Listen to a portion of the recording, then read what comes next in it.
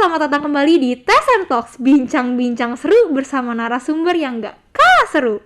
Kembali lagi di episode 1 TSM Talks bersama saya Maureen yang akan menemani teman-teman semua selama beberapa menit ke depan. Nah, daripada berlama-lama lagi nih, langsung aja kali ya kita masuk ke topik hari ini mengenai kuliah gratis melalui beasiswa penuh TSM. Bersama narasumber kita Kak Jen. Halo Kak Jen. Halo Maureen, halo juga teman-teman semua.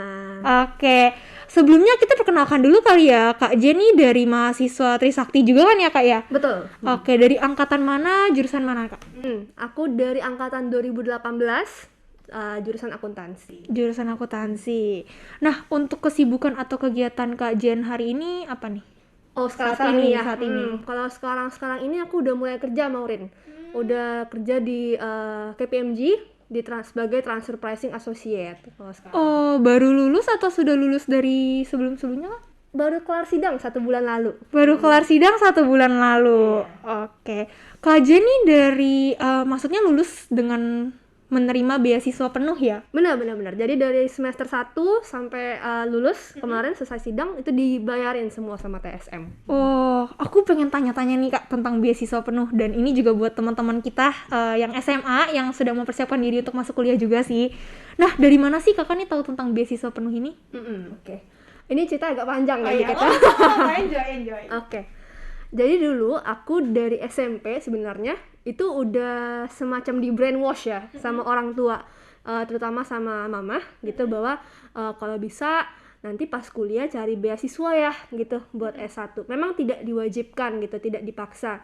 Tapi kalau bisa lebih baik gitu kan. Nah, sehingga preparationnya itu udah mulai dari SMA gitu. Dari SMA kita coba gimana caranya supaya nilai rapot terutama misalkan ya dari kelas 10, kelas 11, kelas 12 itu stabil dan cenderung baik gitu.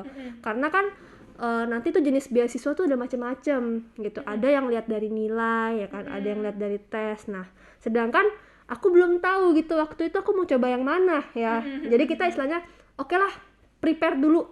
Semua kita coba, semua kita usahakan dulu sebaik mungkin. Nah, di kelas 11, naik kelas 12 ya, itu kita udah mulai lihat beasiswa gitu. Lihat beasiswanya, ada ngelihat dari beasiswa penuh, ada dari beasiswa yang potongan uang masuk kan juga ada ya kayak gitu ya. Itu juga aku cekin gitu. Jadi kalau nge-scroll Instagram gitu, nge-scroll YouTube, yang dilihat tuh beasiswanya ini. Oh, udah semangat banget beasiswa ya. Udah semangat betul. Jadi udah sangat prepare gitu kan. Kemudian di kelas 12 datanglah TSM ke sekolah gitu kan. Nah, tahu informasi beasiswanya dari situ jadinya. Oh, jadi TSM datang ke sekolah terus dia mengetahui memberitahu tentang beasiswa penuh ini gitu ya. Benar. Nah, selain TSM tuh ada nggak sih Kak kayak kampus-kampus lain yang datang ke sekolah terus kenalin kampusnya, terus ada yang nawarin beasiswa juga gitu gak?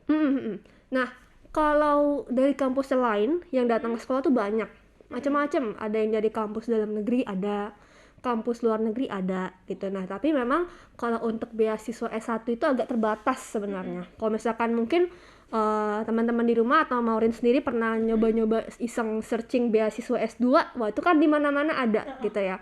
Tapi kalau untuk beasiswa S1 sendiri memang cukup jarang gitu. Jadi dari sekian banyak kampus-kampus yang datang, selain TSM yang menyediakan beasiswa penuh untuk S1 tuh kayak bisa dihitung jari gitulah. Sisanya itu hanya menyediakan beasiswa potongan uang masuk semester 1-nya aja palingan. Nah, Kakak udah coba yang lain gak sih? Maksudnya kayak kan banyak nih yang datang dari kampus-kampus lain, terus kayak kan cobain TSM dong makanya bisa dapat. Nah, selain di TSM ada coba lagi gak sih? Ada, baru sampai tahap pendaftaran aja lah, tapi kurang lebih waktu itu. Jadi di salah satu universitas juga selain TSM, pada saat itu aku jadi membandingkan gitu. Jadi kebetulan kan aku orangnya agak-agak ya coba aja lah, kemungkinan bisa lah gitu. Udah terlalu optimis gitu jadi orangnya. Nah, jadi udah ngebandingkan waktu itu, padahal belum keterima di mana-mana ya, belum keterima. Tapi aku udah mulai compare, oh kalau di TSM itu beasiswa seperti ini. Di tempat yang satunya lagi aku mau coba beasiswanya seperti ini. Nah, kemudian selain karena memang TSM datangnya lebih cepat ke sekolah aku, pada saat itu aku menilai bahwa nama TSM itu istilahnya lebih dikenal di perusahaan-perusahaan, ataupun kayak papa mama aku kan juga bantu tanya ya ke teman-temannya gitu kan, untuk teman-temannya yang sudah lulus dari TSM itu bagaimana gitu mereka di dunia kerja.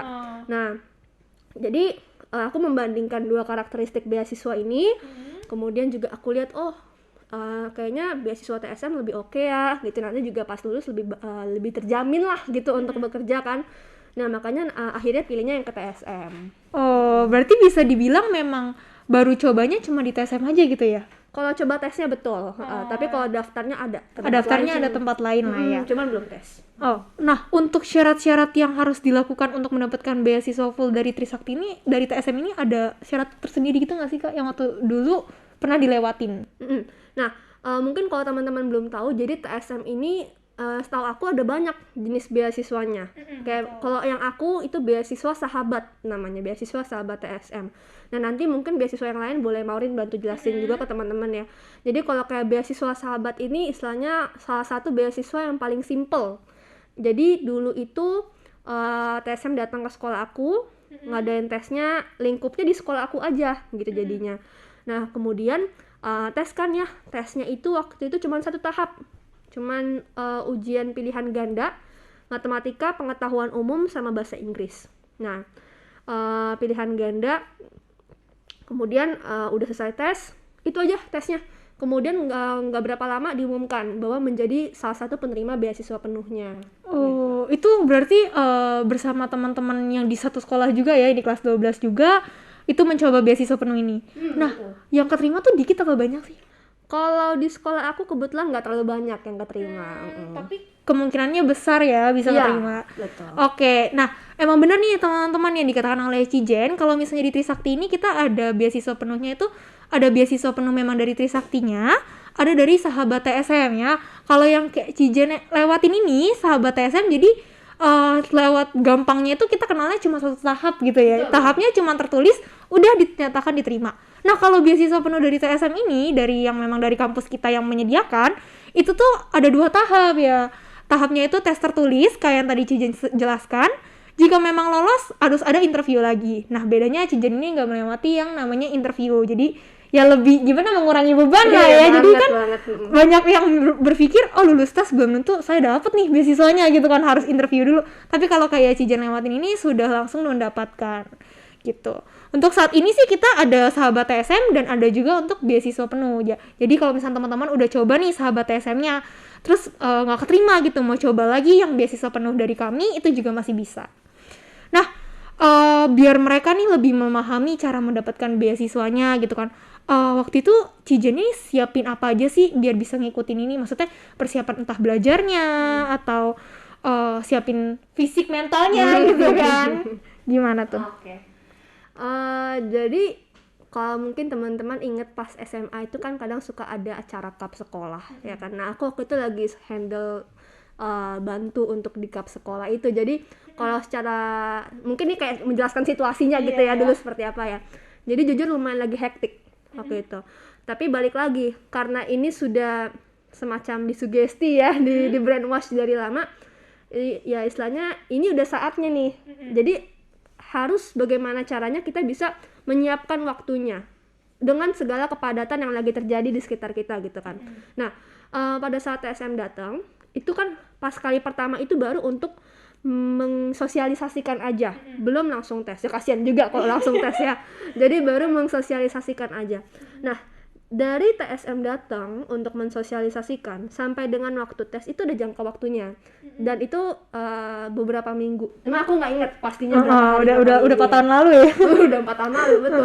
Nah di antara waktu itu memang sih aku nggak tiap hari belajar juga ya, tapi ada belajarnya beberapa hari.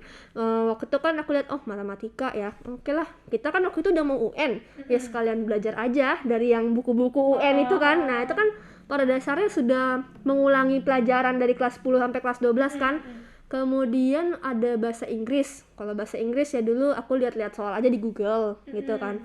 Sama satu lagi pengetahuan umum ya. Nah kalau pengetahuan umum tuh ya pengetahuan umum aja gitu kan pada dasarnya. setaunya kita aja. Kalau misalkan kita sering dengar isu-isu terkini, kita tahu hal-hal basic gitu misalkan, itu kemungkinan besar sih bisa menjawabnya. Nah jadi kadang tuh ada gini Maureen, orang itu mereka mau coba ikut beasiswa penuh, tapi mereka pikir ini kan hoki-hokian. Terus pada akhirnya mereka jadinya nggak belajar sama sekali. Menurut aku ini agak disayangkan gitu, karena memang bener sih kamu di sini istilahnya baru coba-coba gitu misalkan, tapi kalau coba-coba tanpa preparation tuh kurang bijak gitu istilahnya kan. Nah jadi tetap teman-teman harus pelajarin juga. Kalau untuk secara mental, nah ada satu mental yang perlu teman-teman bawa, yaitu adalah coba aja dulu gitu, nggak usah takut. Dulu pas aku SMA ya kan, aku nggak ada sama sekali kepikiran aduh kalau nggak lulus gimana ya gitu. Tapi bukan dalam arti aku yakin banget pasti lulus, bukan ya. Maksudnya gini, kalau misalkan lulus terima kasih gitu kan, puji Tuhan gitu kalau misalkan lulus. Tapi kalau nggak lulus ya udah gitu, paling nanti kuliahnya sambil kerja misalkan gitu ya, untuk ngebantu orang tua. Jadi istilahnya kita nothing tulus kok di sini, nggak ada masalah gitu. Kalau keterima bagus, nggak keterima juga nggak apa-apa ya. Jadi itu mentalnya juga dibawa. Sama kalau fisik ya standar lah, paling teman-teman jangan begadang pada saat H-1 mau ujiannya gitu ya.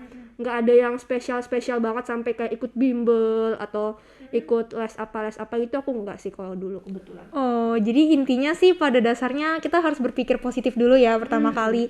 Dan kalau bisa jangan terlalu nge-push diri sendiri, karena takutnya kebanyakan yang sering nge-push itu jadinya keteteran gitu ya Ci ya, pas ujiannya tuh jadi gak bisa fokus, gak bisa konsentrasi kalau misalnya terlalu fokus dalam belajar.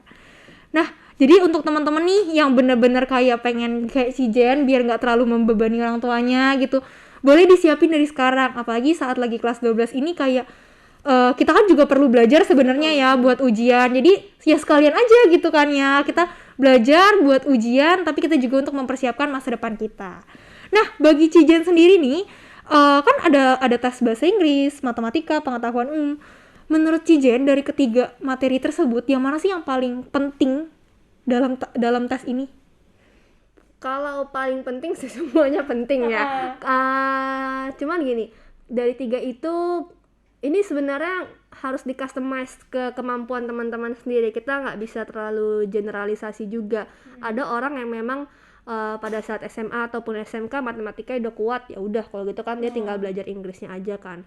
Nah kalau aku kemarin itu yang aku pelajarin tuh memang matematikanya gitu, karena waktu itu aku pikir pengetahuan umum mau belajar dari mana gitu kan.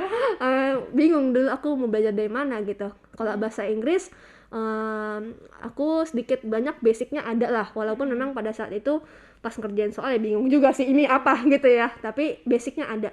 Nah matematikanya itu aku tinggal nge-review aja waktu itu, balik lagi karena timingnya ini pas banget lagi kelas 12 gitu kan.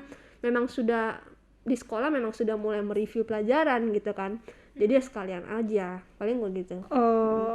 Oke. Nah pas udah dinyatakan diterima nih sebagai penerima beasiswa penuh, gimana sih perasaan Cijen, perasaan orang tuanya gitu? Mama aku seneng banget. Karena akhirnya ya udah di brainwash gitu. Akhirnya brainwashnya berhasil ke anaknya ya, betul. Mama aku seneng banget. Kalau aku waktu itu agak-agak nggak percaya gitu, karena benar nggak percaya karena balik lagi seperti yang aku bilang tadi, aku merasa beasiswa S1 ini memang agak challenging gitu. Kesempatannya itu nggak banyak gitu. Kalau kamu lihat kampus-kampus lain yang nawarin beasiswa penuh ya, kita ngomongin yang penuh gitu, nggak banyak gitu loh. Jadi dulu pun aku nggak yakin gitu bisa dapat beasiswa untuk S1 karena kesempatannya nggak banyak lagi itu tadi kan. Kalau papaku juga senang, cuma mamaku yang paling senang lah ya, excited banget berhasil gitu. Dia brainwash anaknya. Oke. Nah selama kan Cijen ini dapat beasiswa penuh kan, full ya, ini ada mengeluarkan biaya gitu nggak sih Ci mengenai kuliah, seperti misalnya ada biaya-biaya lain yang perlu dibayarkan semasa berkuliah tuh ada gak sih? Paling biaya jajan ya. Jajan ya, ongkos ya. Ya, ongkos. Ini paling kadang kan kita harus fotokopi materi untuk kerja kelompok betul. Mungkin. Cuma kan gini, kita kan kuliahnya ini ada yang akuntansi, ada yang manajemen gitu. Nah ini mungkin agak berbeda sama kalau teman-teman itu kuliahnya desain ya kan, arsitek gitu, itu kan tentu peralatannya mereka jauh lebih banyak gitu kan. Ya kalau kita ya paling beli kalkulator. Iya. Nanti kalau ngitungnya pakai rambut kan. Iya. Ntar pakai sempola dulu, itu kan susah ya. Nah atau paling ya beli buku. Jadi memang hal-hal esensial aja lah. Hal-hal yang mau kita beasiswa penuh atau tidak kita perlu tetap keluarkan gitu.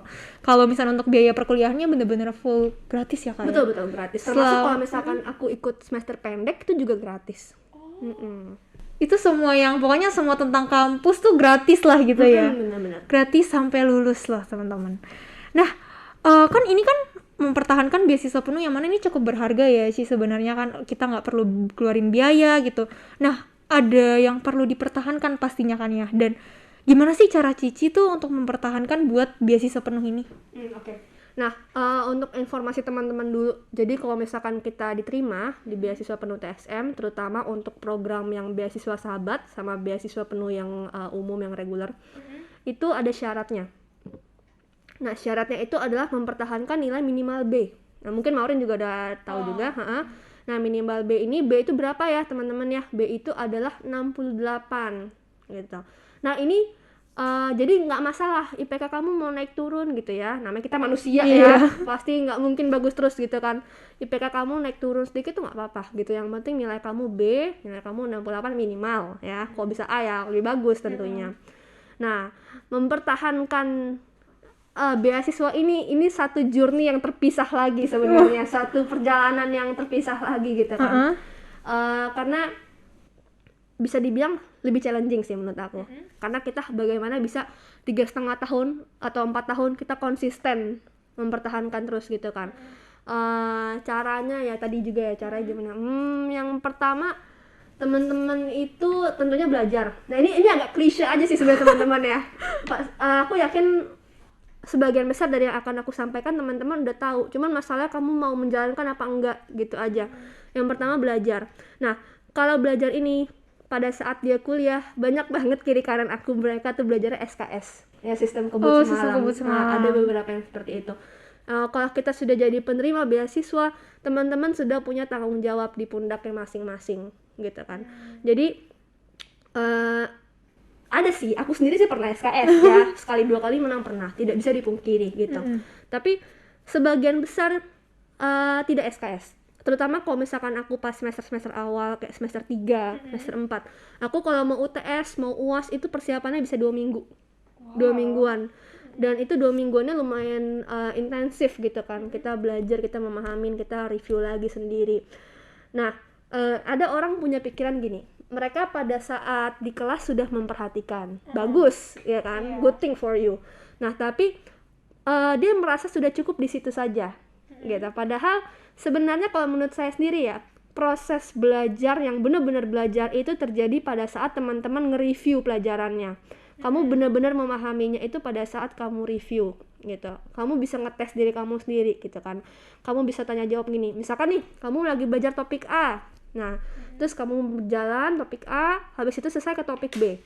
Pada saat kamu belajar topik B, pura-pura aja kamu tanya lagi diri kamu mengenai topik A tadi. Gitu. Masih bisa jawab apa enggak? Kalau masih bisa jawab kan berarti belajar kamu udah benar, ya kan? Udah memahami ya, luar dalam. Benar. Itu tadi soal belajar. Yang kedua soal relasi. Nah ini juga penting pada saat kuliah, sebisa mungkin baik dengan ataupun tanpa organisasi ya. Ini kan kita bagaimana caranya bisa cari teman dan cari senior gitu. Senior ini dalam arti kakak kelas ya, bukan yang senioritas kayak gimana bukan. Tapi maksudnya adalah kakak tingkat gitu. Karena sebagaimanapun kita berusaha, sebagaimanapun bagusnya kita belajar pada saat kuliah, pasti ada masa-masa teman-teman ataupun aku sendiri itu tidak tahu ini mengenai apa gitu misalkan, atau kita bingung mengenai pelajaran, dan itu sangat wajar akan terjadi di kampus manapun, di jurusan apapun tuh pasti akan terjadi seperti itu. Nah, kalau kamu punya teman yang cukup luas misalkan ya, yang circle yang sangat mendukung untuk belajar, terus kamu juga punya kenalan kakak kelas, setidaknya kamu bisa cari referensi gitu, kamu bisa tanya-tanya, Kak nanti pelajaran ini kira-kira ada hal-hal yang perlu aku tahu gitu, misalkan yang perlu aku was-was, misalkan yang perlu aku cari tahu lebih lanjut gitu kan. Kamu kan jadi dapat info lebih banyak gitu. Jadi apa yang kamu sudah pelajari di tahap 1 tadi yang aku jelasin di poin 1 disupport lagi sama kemampuan kamu untuk bersosialisasi gitu, kemampuan kamu untuk berelasi. Termasuk pada saat sekolah online kayak sekarang ini ya. Aku sering dengar cerita dari beberapa adik kelas gitu. Jadi lagi kuliah online gitu, mereka takut untuk membuat teman gitu, takut untuk approach duluan gitu kan. Nah ini kita memang harus sedikit SKSD sebenarnya, termasuk aku pun dulu pas semester awal banyak SKSD teman-teman sama kakak-kakak kelas terutama ya gitu. Jadi nggak masalah kok gitu SKSD sesekali. Paling tadi udah soal belajar. Dan yang ketiga, kalau orang udah kuliah biasanya itu mereka punya kegiatan tuh banyak. Ada yang sambil organisasi ya kan, ada yang sambil volunteer. Kayak dulu aku pas kuliah juga ikut kegiatan lumayan banyak. Nah teman-teman harus tahu limitnya itu sampai di mana gitu. Gimana caranya kita bisa tidurnya cukup, kita bisa organisasi juga, tapi kita bisa punya akademik yang bagus. Orang sering kira 3 hal ini tidak bisa dilakukan bersamaan ya. Kalau menurut aku bisa gitu, tapi memang ada yang dikurang-kurangin dikit lah dari 3 ini. Nggak bisa semuanya maksimal, tapi bisa dijalankan bersamaan. 3-3 itu bisa banget. Udah paling 3 poin itu aja lah yang penting. Kan tadi Cijen ada bilang ikut organisasi atau kegiatan. Nah semasa berkuliah Cijen udah ngikut kegiatan apa gitu? Ada beberapa. Jadi kalau di dalam kampus ikut beberapa. Kalau di TSM sebutnya volunteer.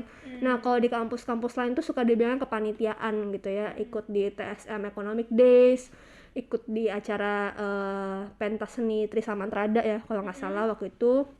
Kemudian ikut di sini di marketing assistant juga, humas ya mungkin pada tahunnya.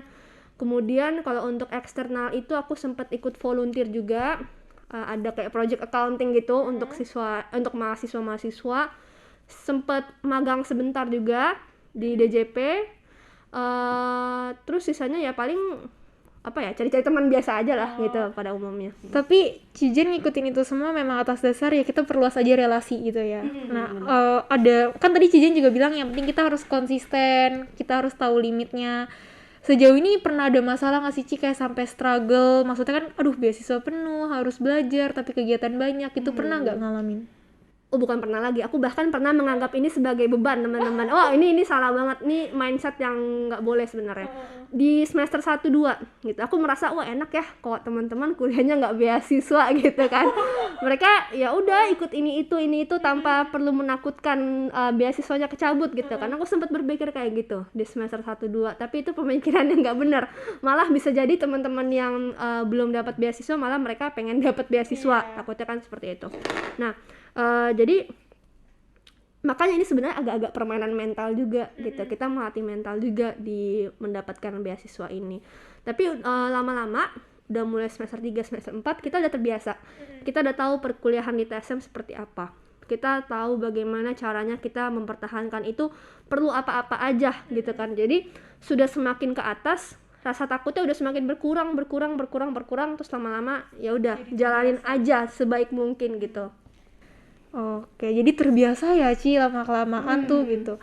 Nah, setelah menjadi penerima beasiswa full TSM, benefit yang didapatkan yang tadi setelah Cici rangkum lah ya. Nah, ada menurut Cici nih, kalau ngambil beasiswa penuh ini termasuk worth it atau enggak sih? Worth it banget karena teman-teman itu sudah tidak perlu mencemaskan lagi biaya kuliahnya. Fokus belajar aja, fokus bangun relasi, fokus berorganisasi selama kuliah. Masalah biaya sudah ditanggung oleh TSM. Dan kalau kita ngomong worth it apa enggak untuk mendaftarnya ya misalkan ya, itu juga worth it karena teman-teman tidak mengeluarkan biaya sepeser pun gitu. Kalau gratis, tidak mengeluarkan biaya sepeser pun. Menurut aku kamu nothing tulus kok gitu ya. Kamu memang akan tetap belajar kan tanpa adanya beasiswa ini gitu. Memang akan tetap belajar. Jadi ya udah kamu tinggal ikut tes aja paling sejaman gitu kan. selesai. Nanti kalau misalkan keterima bagus, nggak keterima ya nggak apa-apa, kita coba di tempat lain atau kita coba di beasiswa TSM yang lain gitu misalkan. Bener banget, jadi kan memang kita juga pendaftarannya gratis. Kalau misalnya keterima itu menjadi lebih baik, kalau misalnya enggak ya nggak apa-apa gitu kan ya. Nggak ada yang kita keluarkan yang mungkin hanya tenaga dan otak, mental, fisik gitu ya. Cuma kita nggak akan mengeluarkan biaya. Nah, aku ada pertanyaan terakhir aja sih. Kan kita ada kelas, ada 2 program kelas nih Kak, reguler dan international kelas. Nah, untuk beasiswa full ini terbuka untuk kedua kelas tersebut? Iya, betul, terbuka. Nah, kalau aku sering lihat-lihat di GTSM suka dipisah ya kadang ya protesnya untuk yang kelas reguler dan kelas internasional. Kadang suka ditanya juga nih, Kak, aku kayak pengen coba ke international class gitu. Oh ya silahkan, kita juga ada programnya kok setahu aku. Jadi kalau misalnya keterimanya di reguler, pindah ke international kelas juga nggak masalah ya? Nggak masalah, tapi setahu aku nanti ada syarat-syarat tertentunya. Oh, gitu. nggak masalah sih teman-teman kalau misalnya mau dicoba ya kan, mau ningkatin bahasa Inggrisnya.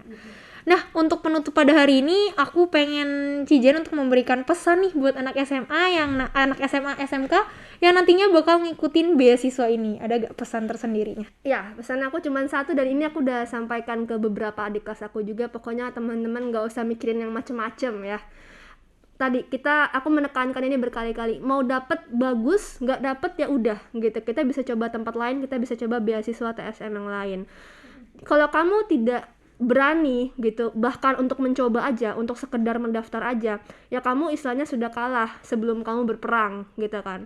Jadi ini tidak ada salahnya sama sekali gitu untuk kamu mencoba gitu kan. Ya udah, yang penting kamu persiapan, sisanya serahkan ke Tuhan gitu ya. Intinya udah berusaha, jangan lupa berdoa. Betul. Baik, selesai sudah perbincangan kita bersama narasumber Cijen yang sangat keren ini. Saya Maureen pamit undur diri dari TSM Talks kali ini. Sampai jumpa di episode selanjutnya. Stay safe dan stay healthy. Bye bye.